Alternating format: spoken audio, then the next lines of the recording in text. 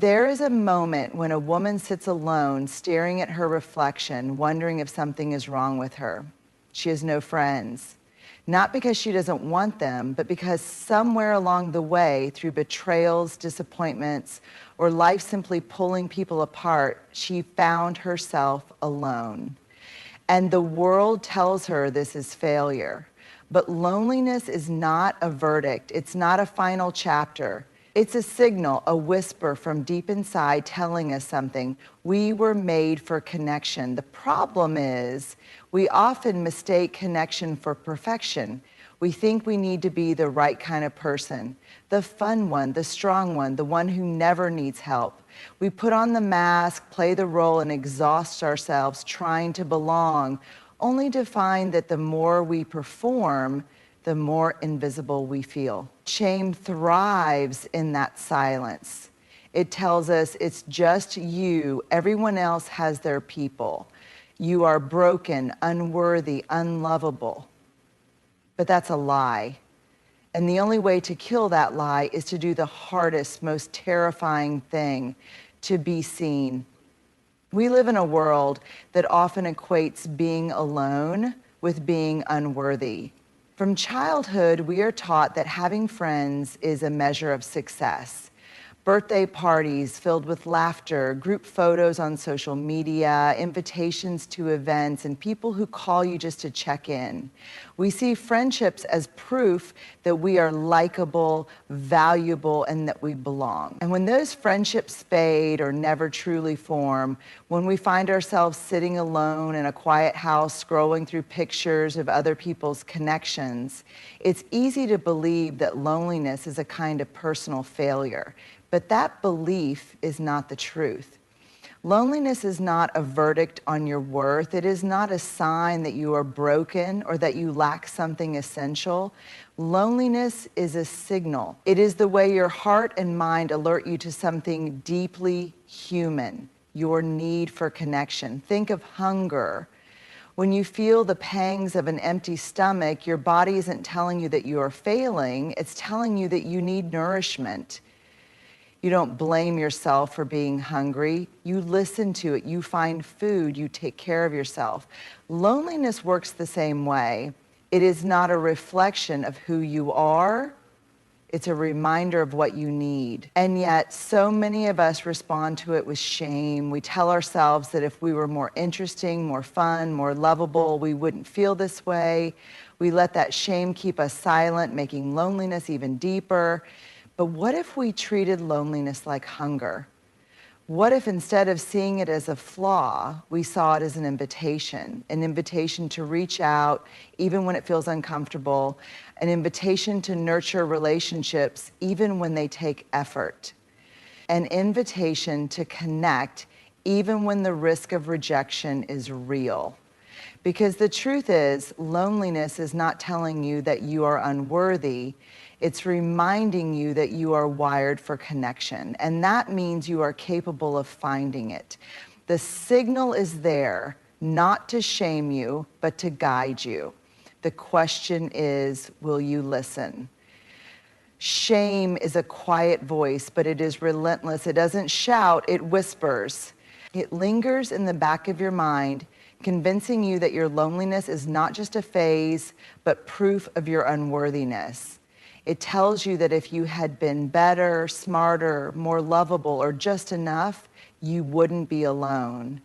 And because it feels so personal, so deeply woven into the fabric of your identity, the natural instinct is to hide. And that's exactly where shame thrives. Shame cannot survive in the light of connection. It loses its power when spoken aloud, when met with understanding and empathy. But in isolation, that's where shame grows strong. When we withdraw from others, whether out of fear, exhaustion, or self-protection, we create the perfect environment for shame to take root. We stop reaching out. We stop sharing our real thoughts. We keep our pain to ourselves, convinced that no one else could possibly understand. And the more we pull away, the more shame tightens its grip. It tells us that everyone else has it figured out, that we are the only ones struggling, that we are somehow defective for feeling disconnected.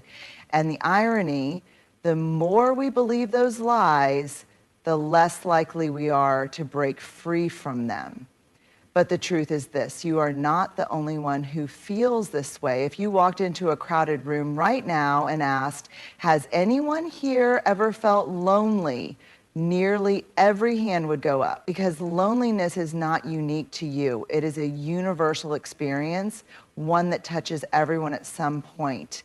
And shame doesn't want you to know that. Because if you knew that others have felt what you feel, if you knew that they too have battled loneliness, self-doubt, and isolation, then shame would lose its power. If you could speak your struggles out loud, if you could hear someone say, "Me too," then shame would begin to crumble. That's why connection, real, honest, vulnerable connection, is the antidote. It doesn't mean you need 100 friends or a packed social calendar. It means finding just one person who is willing to listen, one person who sees you, not for who you pretend to be, but for who you truly are. Because the moment we bring our shame into the light, it begins to lose its hold on us.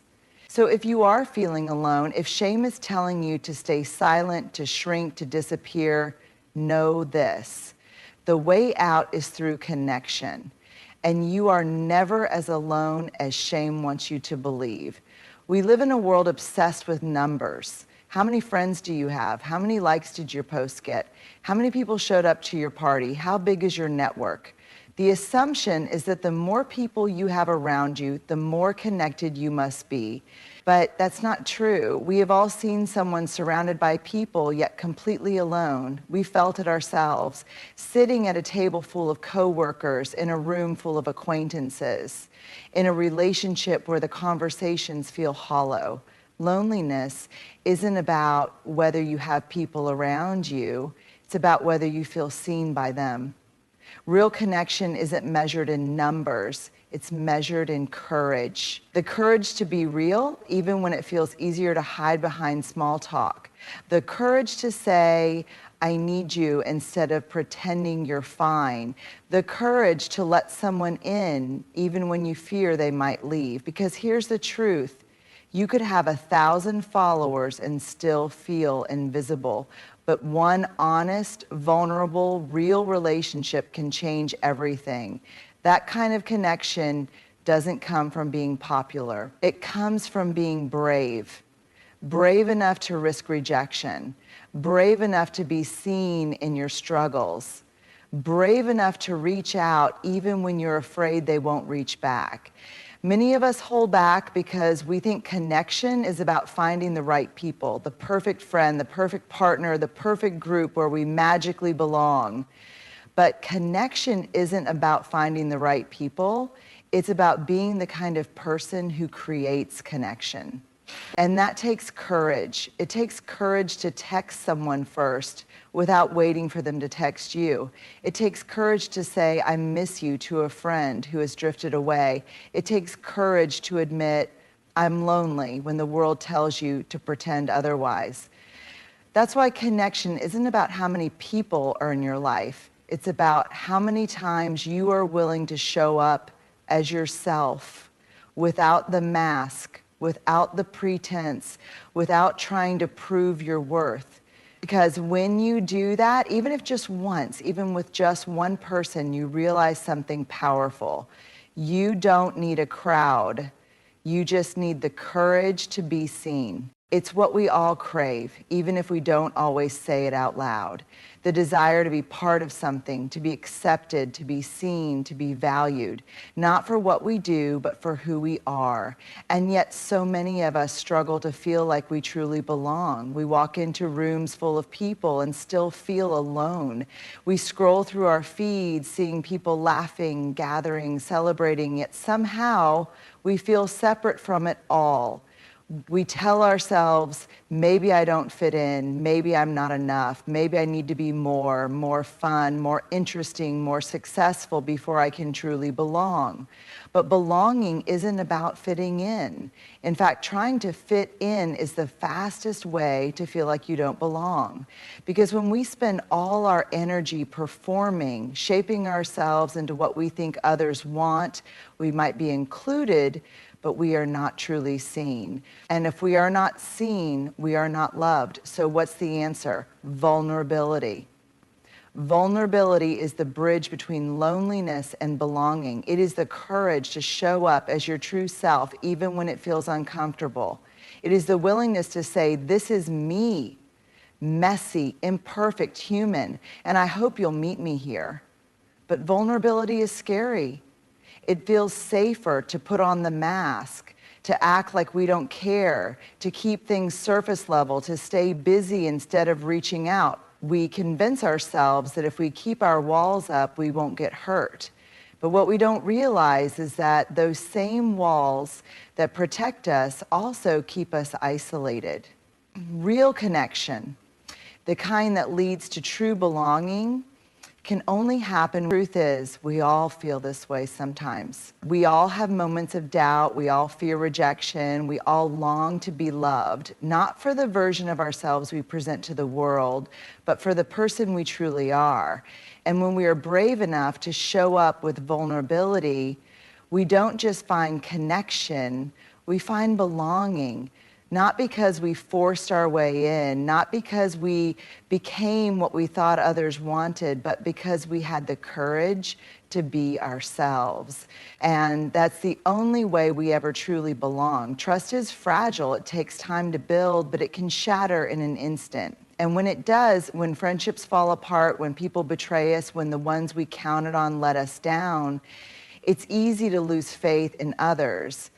But here's what most people don't realize. Before we can rebuild trust with others, we have to rebuild it with ourselves. When we've been hurt, we don't just stop trusting the people who hurt us. We start doubting our own ability to make good choices. How did I not see that coming? Why did I let them in? How could I have been so naive? The betrayal isn't just about them. It becomes a wound we carry inside ourselves, making us second guess everything. So we put up walls, we become cautious, careful, we tell ourselves we'll never be that vulnerable again, we keep people at a distance, convincing ourselves that this is how we stay safe. But in doing so, we don't just protect ourselves from harm, we also cut ourselves off from the connection we need. And this is where self-trust comes in. Rebuilding trust isn't about blindly believing people won't hurt us again. It's about learning to trust ourselves enough to handle whatever happens next. Self-trust is knowing that you can listen to your instincts and recognize red flags without ignoring them. You can set boundaries and walk away from relationships that don't honor you. You can survive disappointment and betrayal and still be open to love and friendship. You are capable of making choices that protect your peace without closing yourself off completely. When you start to trust yourself, something shifts. You stop seeing past pain as proof that you can't trust anyone, and instead you see it as proof that you are strong enough to move forward with wisdom. Self-trust means believing that you are worth protecting. It means no longer betraying yourself by staying in spaces where you aren't valued.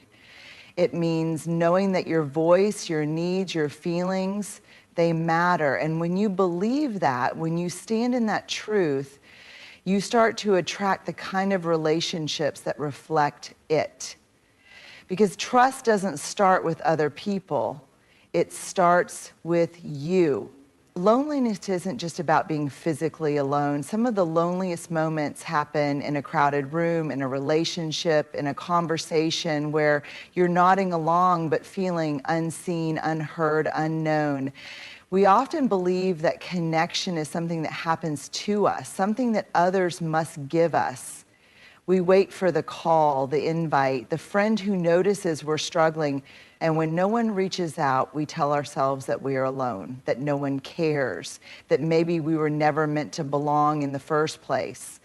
But loneliness isn't always about the absence of people. More often, it's about the absence of being seen. And being seen is a choice, not a simple one, not an easy one, but a choice nonetheless. Because choosing to be seen means stepping forward when every instinct tells you to hide.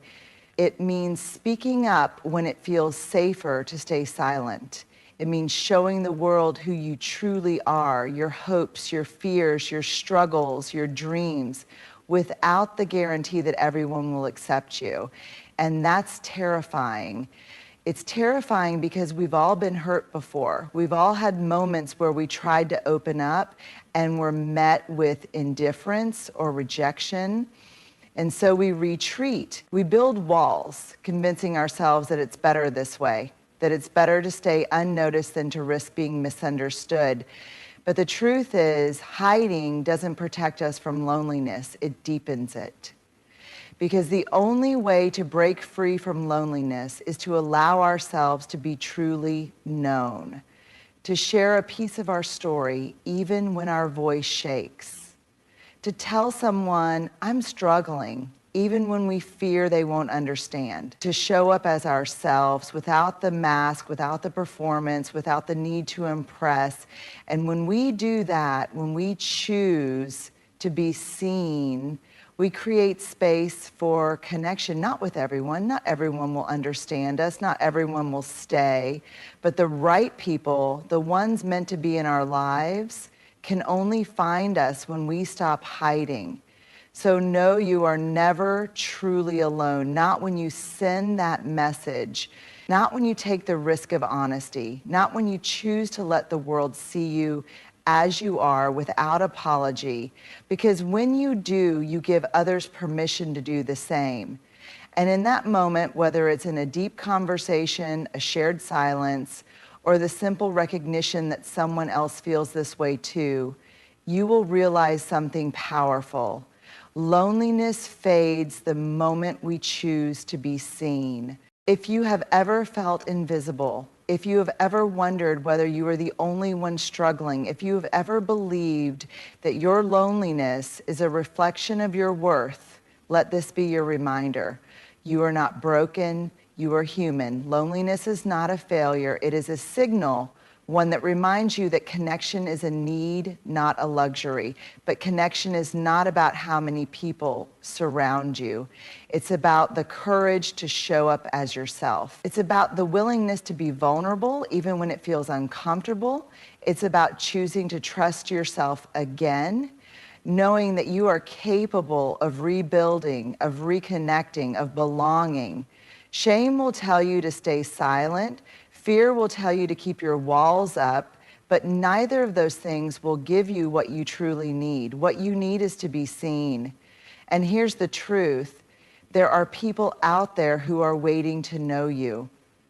People who will love you not for how perfect you are, but for how real you are. But they can't find you if you keep hiding. So take the first step, say the first word, send the first message, be the one who chooses honesty over silence, connection over isolation, self-trust over fear. Because this moment, this decision, this choice to show up and be seen, this is not the end of your story. When we talk about loneliness, we often treat it like a disease. Something to hide, something to fix. But loneliness is not weakness. It's a signal. It is the body and soul whispering that something needs attention, that we are on the edge of change. For a woman with no friends, this signal grows louder, and instead of being her ending, it can become her greatest awakening. From a young age, women are taught that their worth is measured by how many people surround them, how many friendships they hold on to, and how much of themselves they give away to maintain connection. But what happens when the crowd is gone? What happens when the texts stop coming, the invitations stop arriving, and the circle empties out? In that silence, a woman begins to hear herself more clearly. When people hear the words, "a woman with no friends," they often imagine tragedy. They imagine a life of isolation, sadness, or a story that has reached its final chapter. But what if the story doesn't end there? What if being a woman with no friends is not the last page, but the turning point, the beginning of a new narrative where solitude becomes strength and silence becomes clarity? Let's start with a truth that we rarely say out loud. Loneliness is not weakness, it's a signal.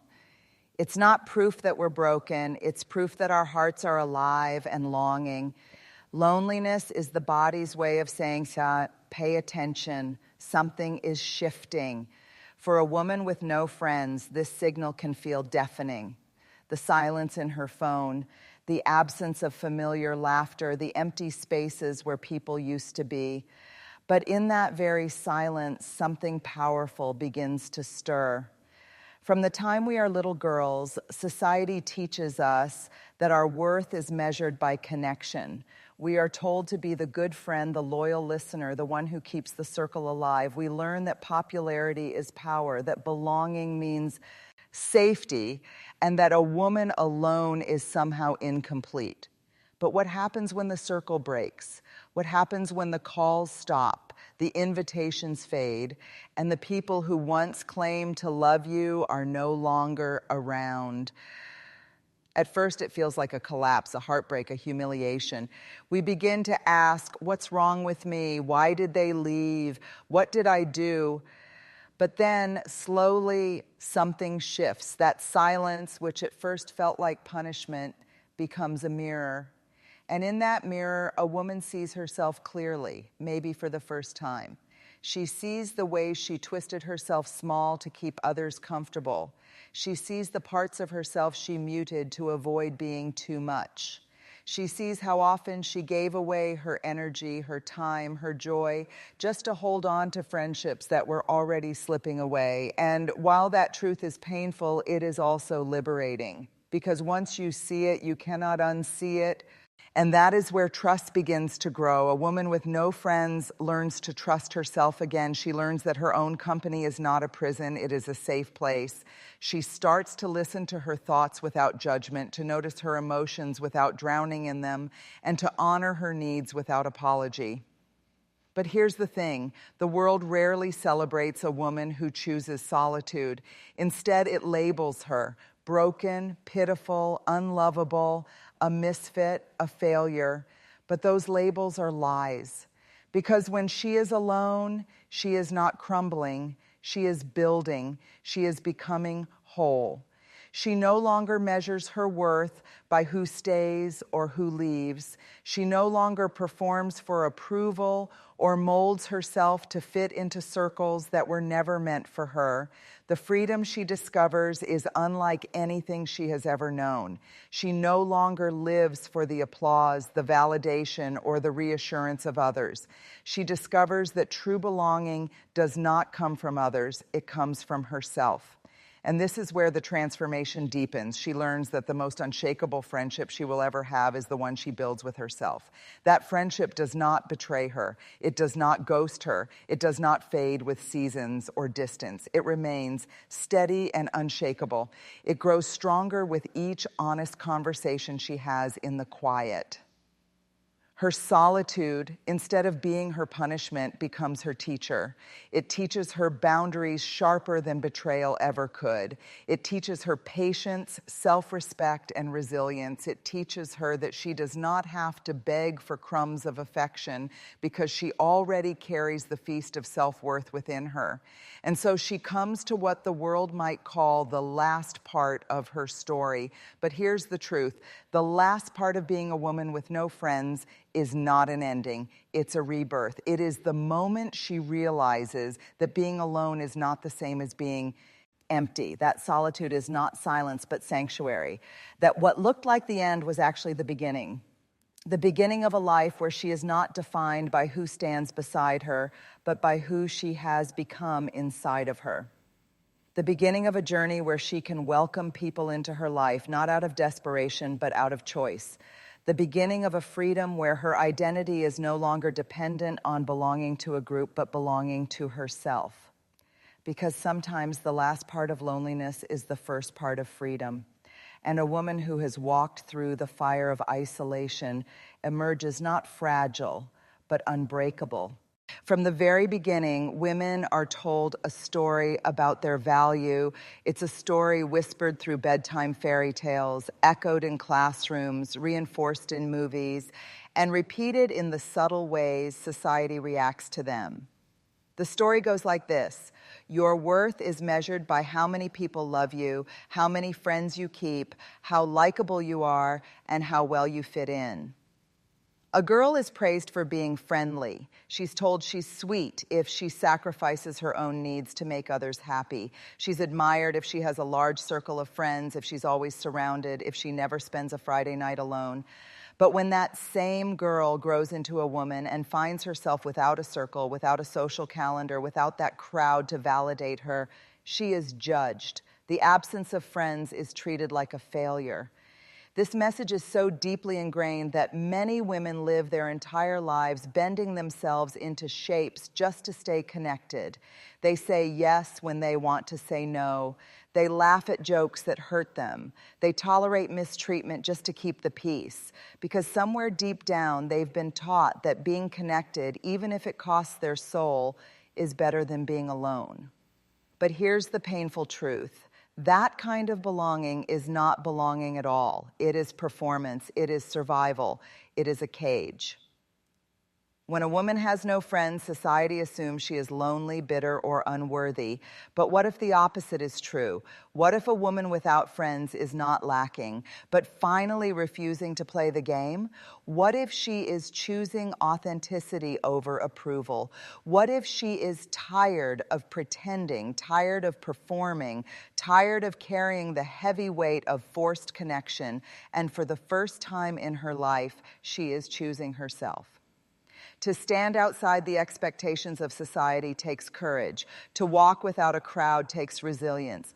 And to declare that your individual 80 is enough, even when the world tells you it isn't, that is freedom. Because the truth is, a woman's worth has never been in the number of friends who show up at her table. Her worth has always been in the depth of her spirit, the honesty of her choices, and the courage to stand alone if necessary. Silence is one of the hardest companions to sit with. When friends fade away, when calls stop coming, when no one is checking in, the silence can feel deafening. At first, it feels like rejection. It feels like proof that something is wrong with you, that you are unworthy of connection, that you have been left behind. But silence has another side, a side that most people never discover because they rush to fill it. They drown it with noise, with distractions, with new faces who may not care, with shallow connections that soothe the fear of being alone but never heal it. But when a woman with no friends doesn't run, when she allows herself to sit in that silence, it transforms. The silence becomes a mirror. It reflects back everything she's been avoiding, the truth of who she is, the unhealed wounds she's carried, the patterns she's repeated, the parts of herself she's silenced just to keep other people comfortable. In the noise of friendships, parties, constant company, those truths were easy to ignore. But in silence, there is no hiding. And yes, that reflection is uncomfortable. Sometimes it is painful because it shows her the masks she wore, the boundaries she never set, the ways she abandoned herself just to belong. It's tempting to turn away, but if she dares to keep looking, that same mirror begins to show her something else, her strength, her resilience, her worth that is not tied to approval, her ability to stand alone and still remain whole. Silence strips away the noise of other people's opinions and expectations, and in that stripping away, it reveals her truest voice, the voice that was buried under years of people-pleasing and pretending. She begins to hear it again, clearly and without interruption.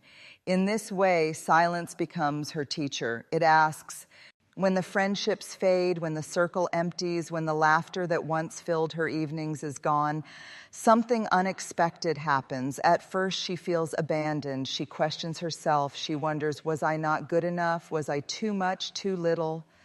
The loss shakes her, but as the dust settles, she discovers something she never realized she had, self-trust. Self-trust is not born in comfort. It is born in absence, when there is no one left to lean on, when advice is no longer whispered into her ear, when approval is no longer within reach. She begins to lean on herself. And what a powerful shift that is. For years, maybe even decades, she outsourced her trust. She trusted friends to tell her what was right. She trusted their opinions more than her own instincts. She trusted their approval more than her own inner knowing. But when those voices fall silent, she is left with only one voice, the quiet, steady voice inside of her. At first it feels unfamiliar, even untrustworthy, because she never learned to listen to it. But little by little, she begins to hear it more clearly. Self-trust begins small. It might look like making one decision without asking 10 people for validation. It might look like saying no when she always said yes. It might look like sitting at a cafe alone and realizing she enjoys her own company. Each small act builds her confidence that she can stand on her own. Over time, those small choices add up. She starts to see that her judgment is stronger than she thought, her intuition is sharper than she believed, and her wisdom runs deeper than she ever gave herself credit for. She realizes she can solve problems without running to someone else for answers. She learns that she can be her own anchor in storms she once thought she could never survive alone. This is the beauty of being a woman with no friends, not because she doesn't need pull, but because she finally learns she does not need permission. She does not need to outsource her choices. She does not need constant validation to know she is on the right path.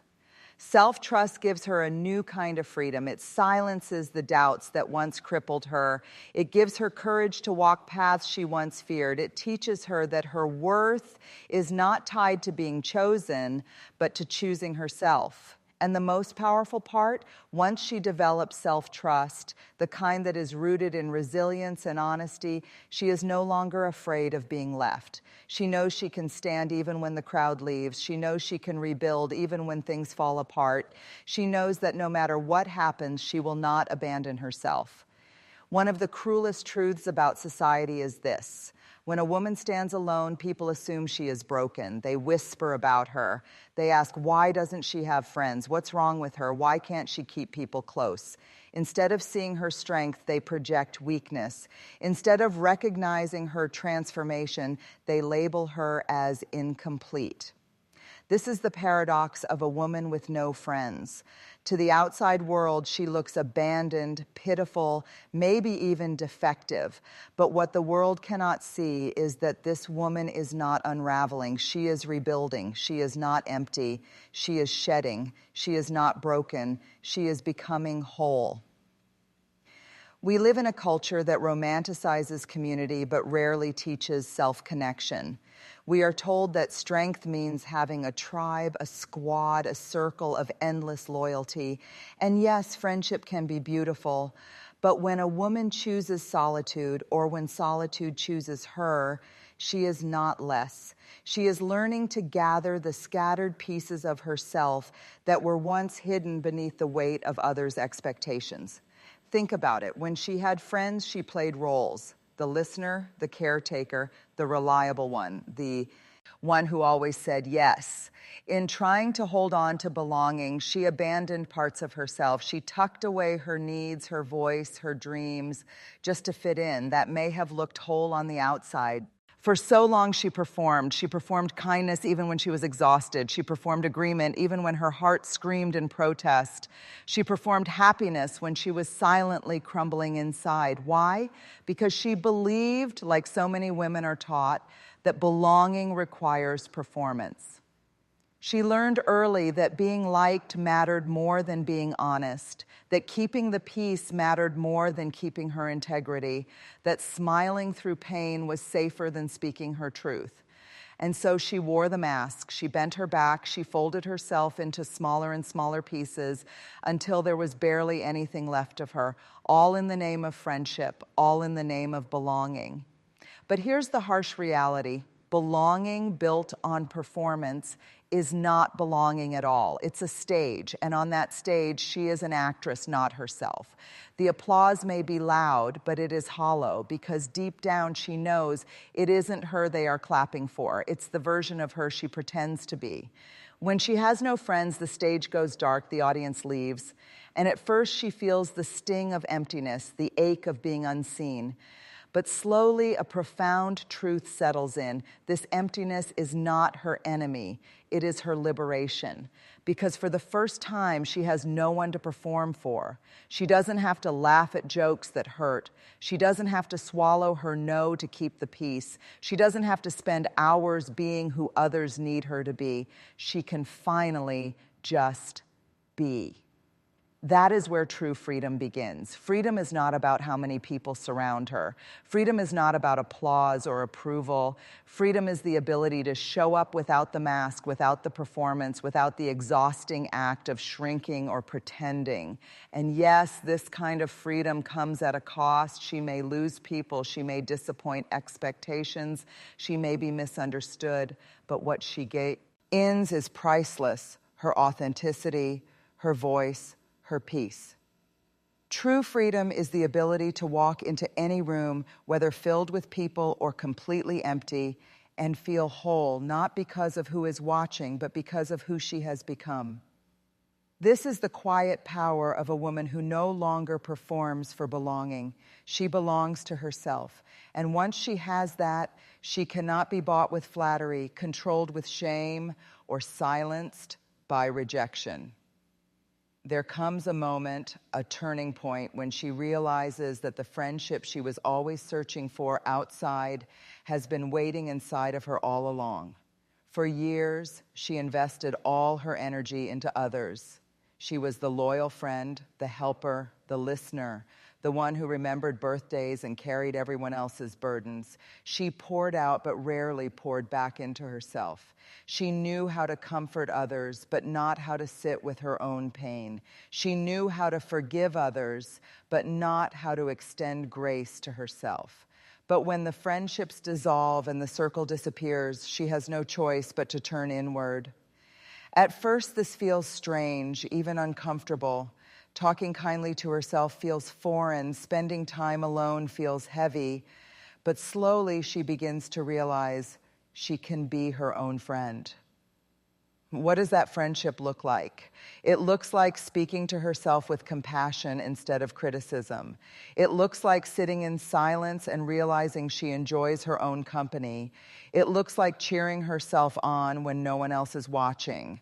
It looks like holding her own hand through heartbreaks and reminding herself, we will get through this. This friendship is unlike any other because it cannot be taken away. Friends may leave, circumstances may change, but the friendship she builds with herself is unshakable. It is the one relationship that walks with her from the first breath to the last. And when she treats herself like a friend, everything shifts. She no longer tolerates cruelty from others because she has learned kindness from within. She no longer clings to people who drain her because she knows what it feels. So now when someone crosses her boundaries, she no longer explains herself endlessly. She no longer begs to be respected. She no longer bargains with her dignity. She simply says no. And that no is firm, loving, and final. This is the gift of solitude. It sharpens her instincts, strengthens her voice, and teaches her that boundaries are not about keeping people out. They're about keeping herself whole. And in that wholeness, she realizes something profound. It is better to stand alone with peace than to stand surrounded with betrayal. The world may look at her and see loneliness. They may see loss, absence, or even failure. But what they don't see is the quiet revolution happening inside her. They don't see the courage it takes to stand alone when the world tells her she's incomplete without a crowd. They don't see the deep self-trust she's built, the peace she's discovered in silence, the strength she's found in choosing herself.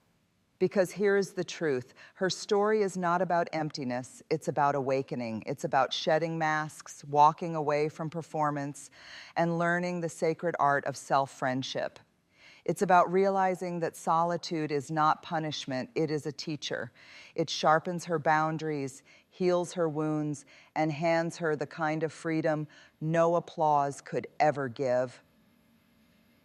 And so the woman with no friends is not broken. She is not lost. She is not less. She is whole. She is unshakable. She is free. This is the last part of her story, not as an ending, but as a beginning. The beginning of a life where she no longer begs for belonging because she belongs to herself. The beginning of a journey where she doesn't fear being left because she will never leave herself. And maybe, just maybe, this is the lesson for all of us. Sometimes the loneliest chapters are the ones that lead us home to our own strength, our own truth, and our own unbreakable wholeness. Because the last part of loneliness is not despair, it is freedom.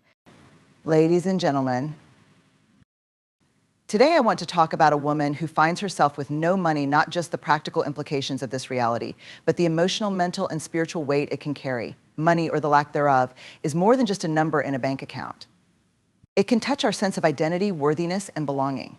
But this is not a story of despair, it's a story of resilience, courage, and reinvention. Owning your story is not just a step, it's the foundation upon which everything else is built. It's about recognizing where you are right now without apology or denial. For a woman with no money, this act can feel like exposing a wound, raw and vulnerable. But there is profound power in saying, this is my truth, and I will not hide it. When you own your story, you take back control of the narrative. So often, society wants to write your story for you. It whispers that being broke means you're a failure. It equates your financial status with your value, reinforcing the lie that your worth is tied to what you can buy, what you can provide, or how you appear to the outside world. But owning your story means breaking free of that lie. It means refusing to be defined by a single chapter of your life. Imagine a book. Would you toss it aside because one chapter was filled with challenges, conflict, or uncertainty? Of course not. You'd keep reading, knowing the story isn't over. In the same way, your current struggles don't determine your destination. By embracing your reality without shame, you are saying this chapter may be hard, but it will not define me. It will refine me. Owning your story also involves facing yourself with honesty. Look at your situation, your strengths, your weaknesses, your habits, and your decisions with a lens of compassion rather than judgment. Acknowledge the circumstances that brought you here. Was it an unexpected loss, a misstep, or simply the challenges of life? Whatever it is, confront it. There's no freedom in pretending things are different than they are. But there's tremendous freedom in standing in your truth and saying, yes, this is my story, and I have the power to write the next page. It's easy to get stuck in a cycle of blame. You might point fingers at the economy, at relationships, at past mistakes. But when you own your story, you shift from being a victim to being a victor. You take responsibility, not blame, but responsibility for your next steps. You decide to show up for yourself in a way that says, I may not control what happened, but I control what happens next. This is not an easy process. Owning your story takes courage. It requires you to confront uncomfortable truths, to let go of the desire to compare yourself to others, and to embrace the messy, beautiful reality of your life as it is. But in doing so, you open the door to transformation. Remember, your story, every piece of it, even the parts you wish you could rewrite, is uniquely yours. It holds the lessons you need to grow, the resilience you need to thrive, and the wisdom you need to succeed. When you own it fully, you step into your power and declare to the world, this is where I am, but it's not where I'm staying. So stand tall in your truth. Own every struggle, every triumph, every decision, and every detour. Because your story is not just a record of where you've been, it's a testament to where you're going. When we hear the word vulnerability, we often associate it with weakness or exposure. It can feel like leaving your armor at the door and walking into a battlefield unprotected. But true strength is born in those moments of vulnerability when you choose to show up as your authentic self, despite the fear of judgment or rejection. For a woman with no money, vulnerability might mean admitting, even to herself, that she feels lost, overwhelmed, or unsure of what's next. It might mean confiding in a trusted friend that she's struggling to make ends meet. And while that act of opening up can feel terrifying, it is also an act of profound courage. Vulnerability is not about breaking down, it's about breaking through. Think of vulnerability as a bridge, a way to connect with others on a deeper, more meaningful level. When you're willing to share your challenges, you invite others to do the same. And in that exchange, you discover something remarkable: you are not alone. So many women around the world face the same fears, the same doubts, and the same insecurities. By being vulnerable, you create space for shared strength, where one person's light can help illuminate the path for another. But vulnerability isn't just about connecting with others, it's also about connecting with yourself. It's about removing the mask of I'm fine and looking inward with honesty. What are you truly feeling? Fear? Shame? Hope? Vulnerability gives you permission to acknowledge these emotions without judgment. In doing so, you reclaim the energy you once spent suppressing them. One of the hardest parts of vulnerability is the fear of what others might think. What if they judge me? What if they pity me? What if they pity me? What if they think less of me? These are real fears, and they can paralyze us if we let them. But here's the truth: most people won't judge you nearly as harshly as you fear. In fact, your courage to be vulnerable often inspires admiration and respect. And for those who do judge, their opinions are not a reflection of your worth, they're a reflection of your limitations. Finding strength in vulnerability also means recognizing that it is a process, not a one-time act. It's not about opening up once and expecting everything to change overnight. Instead, it's a series of small, brave choices. It's the decision to say, I need help when you're used to doing everything on your own. It's the courage to ask questions when you don't know the answers. It's the strength to admit that you're not okay today, but that doesn't mean you won't be okay tomorrow.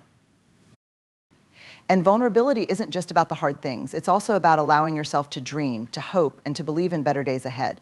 Sometimes the scariest thing is not admitting your pain, but daring to say, I deserve joy, abundance, and success. When you make yourself vulnerable to hope, you open your heart to the possibility of change.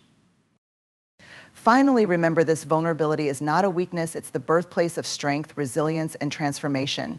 It's where growth begins. When you allow yourself to be vulnerable, you don't crumble under the weight of your circumstances. Instead, you rise. You become stronger, not because you're perfect or unbroken, but because you've embraced your imperfections and used them as a foundation for rebuilding. So let vulnerability be your strength. Let it be the tool that dismantles shame and builds connection. Let it remind you that you are enough, even in your struggles, because in those moments when you allow yourself to be truly seen, you are at your most powerful. When life becomes overwhelming, especially in times of financial hardship, the instinct is often to pull away. The weight of uncertainty can make us want to retreat into ourselves, thinking that we are a burden or that others won't understand our struggles. The silence that follows can feel comforting at first, a temporary relief from the noise of the world. But isolation, while it may offer a brief respite, ultimately deepens our pain and prolongs our sense of disconnection. For a woman with no money, the impulse to isolate can feel almost like self-preservation. We convince ourselves that if we keep our struggles hidden, we won't appear weak or needy. We fear that others might judge us or pity us, and so we put on the mask of self-sufficiency, pretending everything is fine when inside we are anything but. But the truth is that isolation only serves to amplify feelings of loneliness, shame, and hopelessness. It leaves us stuck in our own heads, believing that we are alone in our challenges. But what if we chose differently? What if, instead of retreating into isolation, we chose connection? What if, in our moments of vulnerability, we reached out not for sympathy, but for understanding, support, and encouragement? The power of connection cannot be underestimated. It's in the relationships we build, the real, authentic, and sometimes messy relationships, that we find healing, strength, and even solutions to our challenges. Building connection starts with shedding the belief that we must face life alone. It requires us to let go of the pride that tells us we should have it all together. Connection is not about being perfect, it's about being real. When you open up to someone, whether it's a friend, a family member, or even a stranger, you make room for shared humanity. You invite others to share their own stories, their own struggles, and in turn, they see you not as someone defined by a lack of money, but as someone who is navigating the same difficult terrain of life. In building these connections, we create a space where we can support one another. Often, the people who are closest to us, those who truly know us, are the ones who have walked through their own trials. They've faced adversity just like we have, and when we allow ourselves to connect with them, we discover that the power of their experiences, the wisdom they've gained, and the encouragement they offer is something we couldn't find by isolating ourselves. One of the most beautiful aspects of connection is that it brings perspective. When you share your struggles with others, you allow them to offer a fresh viewpoint, one that might be more optimistic, more solution-oriented, or simply more grounded. You may not even realize it, but by sharing your fears, you might receive the answers or ideas you need to move forward. And often, the simple act of having someone listen with empathy can create an immense sense of relief. It reminds you that you are seen, that you matter, and that your feelings are valid. Connection also provides us with the power of accountability. When you're on your own, it's easy to fall into despair or procrastination, but when you're connected to others, there's a sense of mutual encouragement. Someone else can hold the mirror up for you and remind you of your strength when you've forgotten it. They can gently push you toward growth, toward action, toward the things that will move you closer to the life you want to create. Building connection also means seeking out communities where you can give and receive. Connection is not one-sided. While it's essential to reach out for help, it's equally important to show up for others. This might mean offering a listening ear, sharing a resource, or simply providing a word of encouragement. The energy of giving and receiving in relationships creates a circle of empowerment. You find that in helping others, you are also helping yourself. When we build connections, we also develop resilience. We realize that we don't have to shoulder the burdens of life alone. In fact, some of the most profound lessons we learn come from our interactions with others, the support we offer and receive, the ways we grow together. Through connection, we learn the value of collaboration, of leaning on one another in times of hardship, and of knowing that we are all in this together. It's important to remember that connection doesn't always have to come in the form of a close friend or family member. Sometimes it's through groups, whether they're support groups, online communities, or even volunteering opportunities, that we discover a sense of belonging. In these spaces, we often find that people are more willing to embrace our vulnerability than we first imagined. These connections might not feel like traditional relationships, but they hold power. They remind us that even in our moments of struggle, we can offer something of value to the world around us. Building connection requires a shift in mindset. It requires us to embrace our humanity, to allow ourselves to be seen as we truly are, not as perfect, not as flawless, but as real. It means choosing courage over isolation, trusting that the world is far kinder and more understanding than we sometimes believe. So if you find yourself struggling, if you feel the urge to retreat into isolation, remember that connection is your antidote. Reach out, share, listen, and be willing to receive.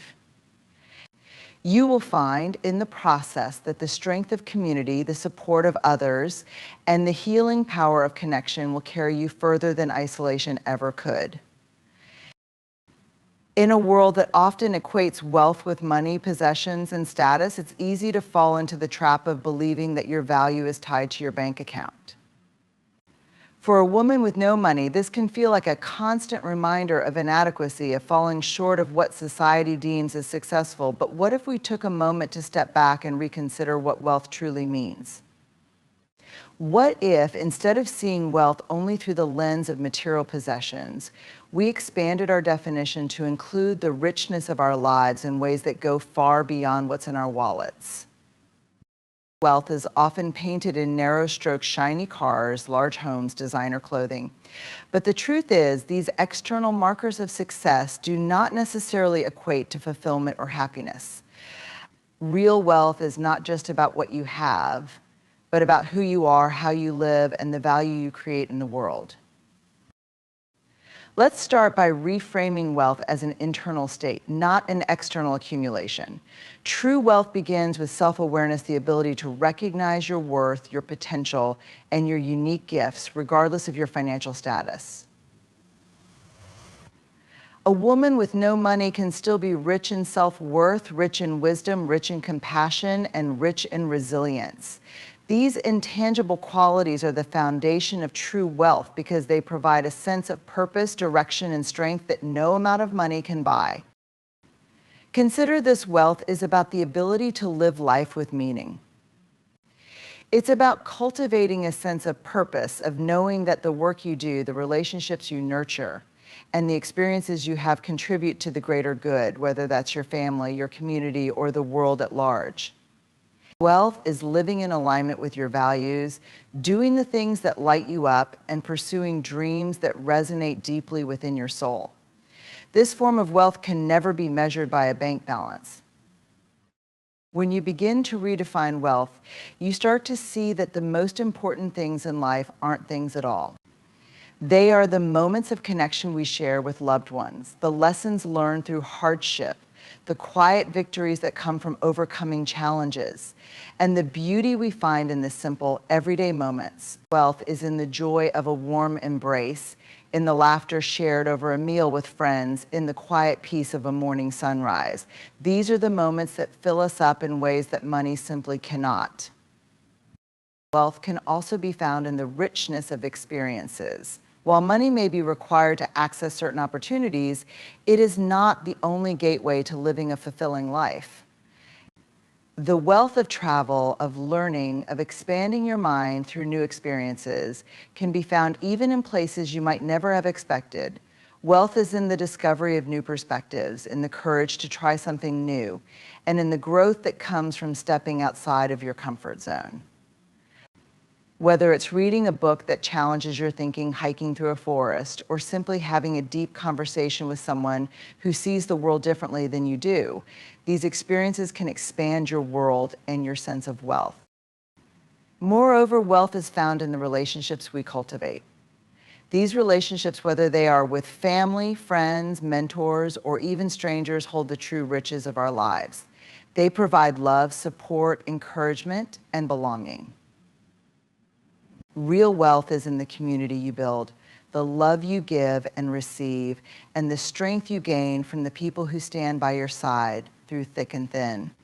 No amount of money can replace the value of a genuine connection, and these connections are often the most valuable assets you can have in life.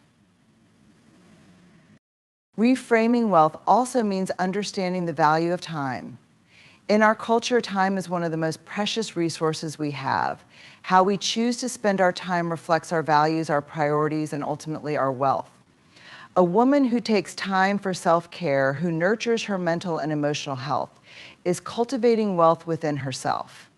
A woman who spends her time helping others, offering support, or sharing her gifts with the world is creating a wealth that will last far longer than any financial gain.